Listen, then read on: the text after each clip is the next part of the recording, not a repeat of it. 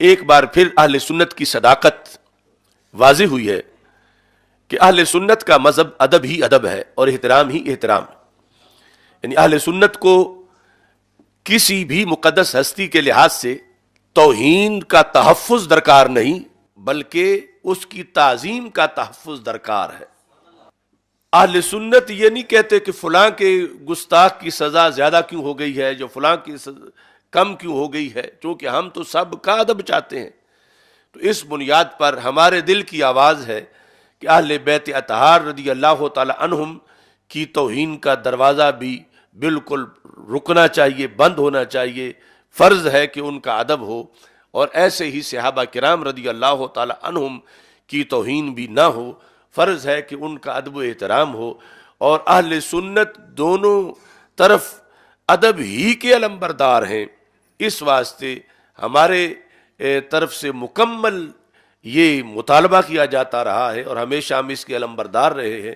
اور آج اس پر اللہ کا شکر ادا کرتے ہیں کہ یہ بل جو ہے وہ منظور ہوا ہے، جس کی وجہ سے ادب و احترام کے تقاضے جو ہیں وہ پورے ہونے میں آسانی نظر آئے گی۔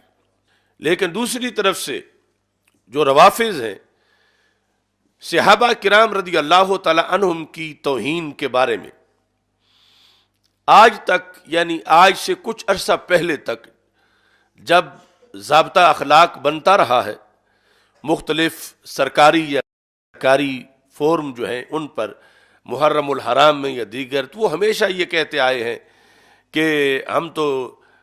کسی کی توہین کا سوچ بھی نہیں سکتے، اور تقیہ کر کے ہمیشہ انہوں نے گزارا کیا۔ لیکن اب وہ اعلانیہ، اگرچہ پہلے انفرادی طور پر توہین کرتے تھے، اب بحیثیت ایک جماعت کے وہ اعلانیہ توہین کا اقرار کر رہے ہیں اور توہین کر رہے ہیں، اور اس طرح کی صورتحال انہوں نے ملک کے اندر پیدا کی ہے کہ وہ مقدس ہستیاں جن کے ذریعے پورا قرآن امت تک پہنچا ہے اور جن کے ذریعے پوری حدیث امت تک پہنچی ہے، ان پر تنقید کرنا یا ان کو سب و شتم کرنا، معاذ اللہ، وہ لوگ اپنا دین بتا رہے ہیں اجتماعی طور پر، جماعتی طور پر، مختلف اجلاسوں کی صورت کے اندر۔ اگرچہ اس میں پھر بھی وہ کچھ لوگ ایسے الفاظ استعمال کرتے ہیں جہاں کسی کو کچھ فراڈ دے سکے، لیکن سمجھنے والے سمجھتے ہیں کہ وہ کس سٹیشن سے بول رہے ہیں اور کیا کہہ رہے ہیں۔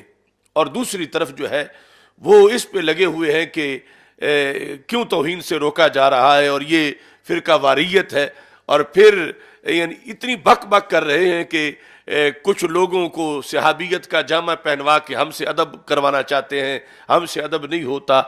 یعنی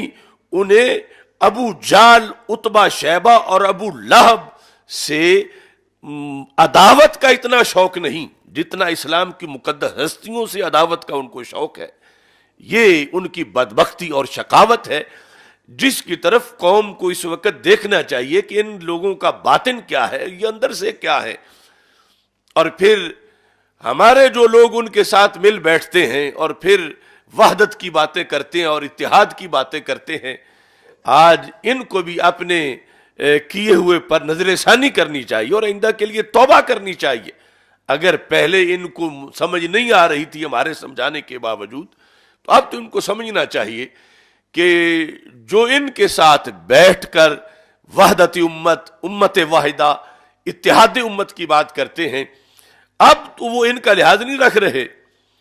کہ ان کا لحاظ رکھتے ہوئے وہ صحابہ کے ادب کی بات جو ہے اس پر شور نہ کم از کم مچاتے، جو آئین بن گیا ہے۔ وہ تو اپنا سارا دھندا کر رہے ہیں، صحابہ علیہم رضوان کی تعظیم کی طرف نہیں آ رہے، تو پتہ چلا کہ یہ محض ایک فراڈ ہے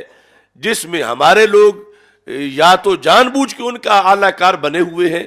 یا پھر نہ جانتے ہوئے۔ تو اب ان کو جان لینا چاہیے کہ اصل میں کیا صورتحال ہے۔